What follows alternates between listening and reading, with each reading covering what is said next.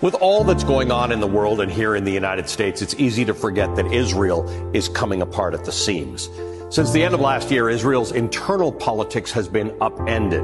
An indicted prime minister was returned to office and, in a situation echoing American politics, is trying to use his power and influence to remain in power to avoid prosecution for fraud, breach of trust, and accepting bribes. He's even changing Israeli laws for reasons that appear to be entirely self-serving.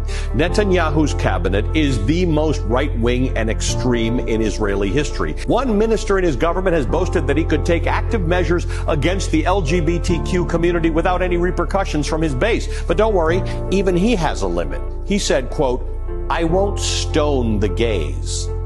Another minister has advocated for expelling disloyal citizens of Israel. So this is the kind of leadership that Israel is dealing with right now, and Benjamin Netanyahu is once again at the helm of it. His return has brought with it an outright assault on what many Israelis believe to be their democracy, with a judicial overhaul which essentially gives politicians, those extreme far-right politicians in his government, full control over Supreme Court appointments.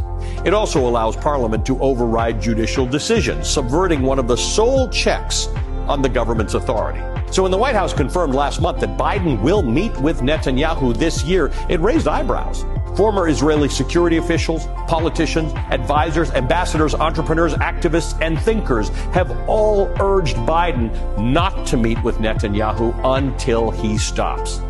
Ami Dror, an Israeli tech entrepreneur and the leader of the protest movement, said this to President Biden, quote, "I urge you not to meet him at this moment, not before he stops the attacks on Israeli democracy." Says a lot.